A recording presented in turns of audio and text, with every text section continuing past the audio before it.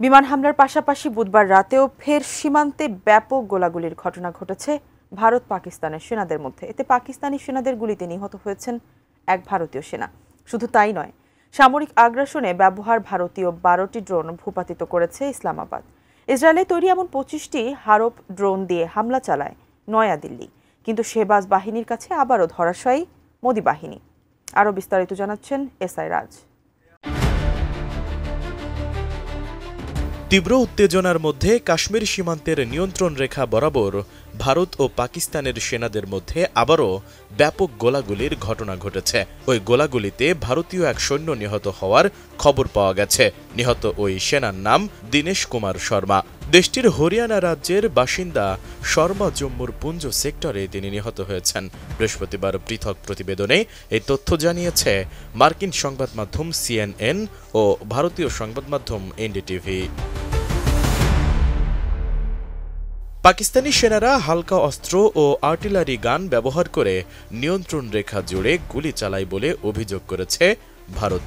CNN জানিয়েছে, বুধবার রাতে কাশ্মীরের বিতর্কিত অঞ্চলে নিয়ন্ত্রণ রেখা বরাবর ভারত ও পাকিস্তান একে অপরের দিকে গোলাগুলি চালিয়েছে বলে ভারত শাসিত কাশ্মীরের প্রতিরক্ষা মুখপাত্র জানিয়েছে।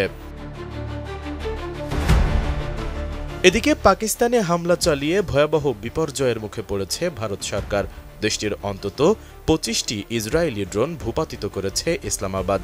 বৃহস্পতিবার পাকিস্তানের আন্তঃবাহিনী জনসংযোগ পরিদপ্তরের মহাপরিচালক লেফটেন্যান্ট জেনারেল আহমেদ শরীফ চৌধুরী এসব তথ্য নিশ্চিত করেছেন।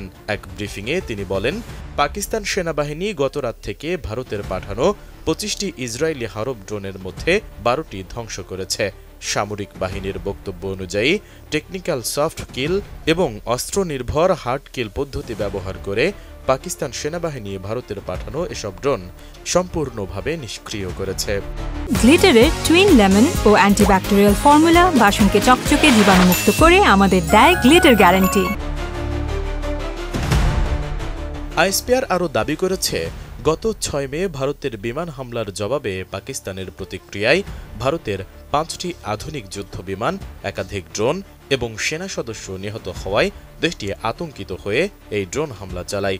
সামরিক সূত্রে বলা হয়, ভারতের আগ্রাসী মনোভাবের জবাব পাকিস্তান সর্বদা দৃঢ়ভাবে দেবে।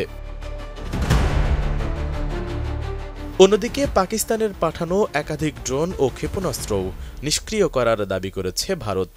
দেশটির দাবি, উত্তর ও পশ্চিম ভারতে বুধবার এবং বৃহস্পতিবার মধ্যরাতে পাকিস্তানের পক্ষ থেকে হামলার প্রচেষ্টা চালানো হয়। বৃহস্পতিবার দুপুরে জারি করা এক বিবৃতিতে এ তথ্য জানায় ভারত সরকার। এসআই রাজ, ডেস্ক রিপোর্ট, ATN নিউজ।